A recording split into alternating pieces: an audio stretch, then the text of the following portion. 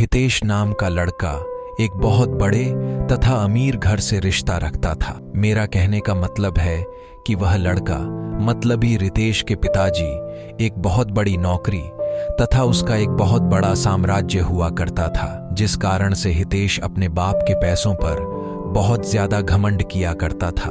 वह बहुत सारे दोस्तों को और बहुत सारे गर्लफ्रेंड को एक बार एक साथ रखा करता था। पैसों के इतनी ज्यादा अमीर होने के कारण लोगों को कुछ भी नहीं समझा करता था, सभी से झगड़ा किया करता था और सभी के साथ बहुत ज्यादा बुरे मानसिकता वाले हालात से पेश आता था। यही कारण है कि हितेश का कोई बेस्ट फ्रेंड नहीं था।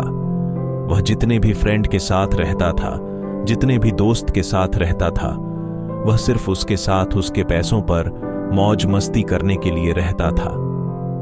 लेकिन जब हितेश किसी मुश्किल में फंस जाता था तो कोई भी दोस्त उसकी मदद करने के लिए बिल्कुल भी आगे नहीं आता था। हितेश बहुत ज्यादा अपने फ्रेंड तथा दोस्तों के साथ टूर करने के लिए बाहर देश है जाया करता था, क्योंकि उनके पिताजी के पास इतनी ज्यादा दौलत थी कि कितना भी हितेश का उस दौलत में से पैसा उड़ा दे उसका कम नहीं होने वाला था। इस कारण से हितेश उस दौलत को लेकर बहुत ज्यादा घमंड किया करता था और हमेशा अपने दोस्तों को बहुत ज्यादा पार्टी दिया करता था और फिर उसके साथ घूमने के लिए जाने के लिए कहा करता था। हितेश को लड़की की लत लग गई थी। वह लड़कियों के साथ बहुत ज्यादा है समझ किया करता था। ज्यादा पैसा होने के कारण वह बहुत सारी लड़कियों के साथ घूमा करता था तथा बाहर डांस में जाकर लड़कियों के साथ बाहर डांस भी किया करता था। वह रिसोर्ट में जाकर लड़कियों को खाना खिलाता था और फिर घूमने के लिए टूर पर जाया करता था।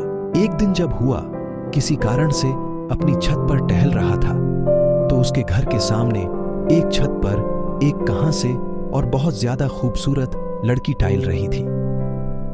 हितेश अपने पैसे के दम पर सोचा कि चाहे कोई भी लड़की हो, अगर हितेश एक बार इशारा कर देगा तो कोई भी लड़की उसके आगे अपनी एटीट्यूड को नहीं रखेगी। लेकिन वह एक अच्छे परिवार से बिलोंग करती थी। वह लड़की ऐसी वैसी लड़की नहीं थी जो किसी की पैसों को देखकर उनके साथ चला जाए। उस लड़की को हंसाने के लिए हितेश बहुत तरह से उसको लालच देने का प्रयास करता था, लेकिन वह लड़की ऐसी वैसी लड़की बिल्कुल भी नहीं थी कि किसी की बातों में आ जाए। हितेश चाहे जितने लोगों को, जितनी लड़कियों को उसके पास भेजता था बोलने के लिए, लेकिन वह लड़की बिल्कुल भी बात मानने के लिए तैयार नहीं थी। हितेश लड़की के लिए मानव जैसे पागल होता जा रहा था, क्योंकि हितेश के अंदर इतनी ज्यादा एटीट्यूड था कि अगर वह लड़की ना कर दिया तो उसमें बहुत ज्यादा गुस्सा आ गया था। हितेश सोच रहा था जिस कारण से भी वह लड़की मना कर रही है, हम चाहे कितना भी पैसा उसे दे देना कि ना अपने साथ उसे घूमने पर मजबूर कर देंगे। एक भी नहीं, पैसे किसी लड़की फ्रेंड को उसके घर भेजने के लिए कहती है, लेकर जाओ। उस लड़की को बोलो कि जितना पैसा लेना है, जितना खाना है, जितना घूमना है, मेरे से ले लो, लेकिन मेरे साथ घूमने के लिए तैयार हो जाओ। लेकिन किसी भी परिस्थिति में वह लड़की तैयार होने पर राजी ही नहीं हो रही थी। इस बात को सुनकर हितेश को बहुत ज्यादा गुस्सा आ रहा था। अब धीरे धीरे हितेश बिल्कुल भी बदलने लगा था। हितेश को उस लड़की के अलावा कोई भी लड़की नहीं दिखती थी। जितनी भी लड़की के साथ हितेश घुमा करता था, अब वह उन लड़कियों से बिल्कुल भी दूर हो चुका था। अब वह ज्यादातर वक्त अपना घर में ही गुजारा करता था। जब वह लड़की अपनी छत पर आया करती है तो हितेश अपनी चाहत से उस लड़की को निहारने का प्रयास करता था, उसे मनाने का प्रयास भी करता था, लेकिन शायद उस लड़की को हितेश के बारे में पूरी जानकारी होगी। इसी कारण से वह लड़की हितेश के पास न जाने के लिए बहुत सारे बहाना बनाया करते थे।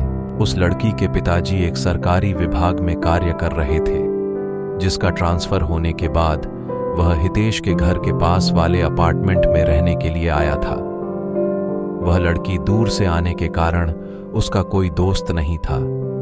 लड़की कहीं घूमने के लिए भी नहीं जाया करती थी, क्योंकि घूमने के लिए उसका कोई सहेली नहीं थी।